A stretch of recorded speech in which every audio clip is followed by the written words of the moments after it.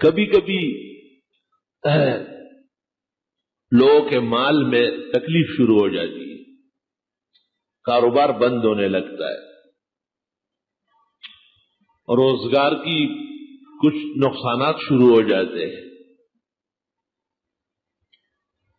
حدیث شریف میں ہے کبھی اللہ مال لے لیتا ہے، جان چھوڑ دیتا ہے۔ معلوم ہوا کہ تکلیف اور مصیبت اس شخص پر یا اس کی آل و اولاد پر آ رہی تھی، اللہ تعالیٰ نے اس کو ٹال لیا۔ مال کیا ہے؟ المال غاد دن ورائے ہو، مال صبح و شام آتا جاتا ہے۔ پشتو میں کہتے ہیں کہ مال کیا ہے؟ یہ تو تلوے کا میل ہے، ہاتھ کا میل ہے۔ مال تو آتا جاتا ہے، زیادہ ہو یا کم ہو، انسان جب تک رہے گا کچھ نہ کچھ پاس رکھے،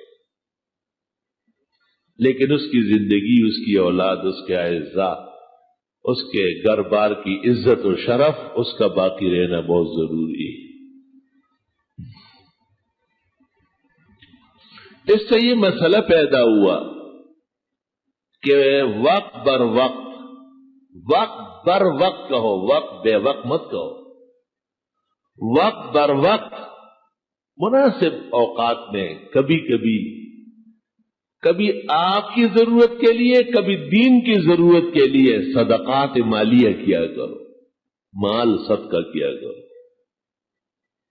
ان اللہ یامرکم ان تذبحوا بقرہ، اللہ تمہیں حکم دیتا ہے کہ گائے ذبح کرو۔ ایک مصیبت آئی تھی بنی اسرائیل کو، یہ صدقے میں کالا بکرا کاٹتا ہے، کتنا کم عقل ہے دیکھو۔ کالا بکرا تو خود بلا ہے، بلا بلا سے ٹلتی ہے، توبہ کرو، بلا تو طہارت سے ٹلتی ہے۔ علماء کو چاہیے کہ خطبوں میں کہے کہ کالے رنگ کا تو قطن نہ کاٹے۔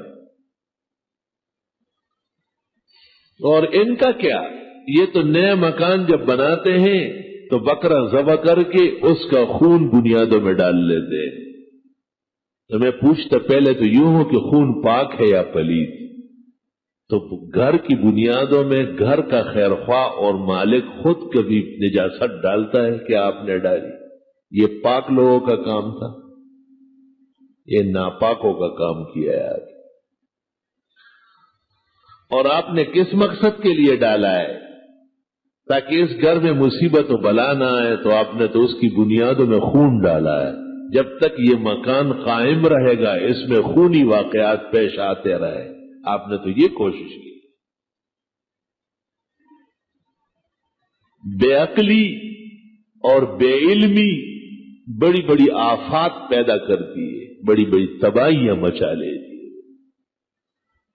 اہل عقل نے کہا ہے کہ یہ بھی عقل ہے کہ عقل والوں سے مشورہ کرے، یہ بھی علم ہے کہ علماء سے پوچھ کے آپ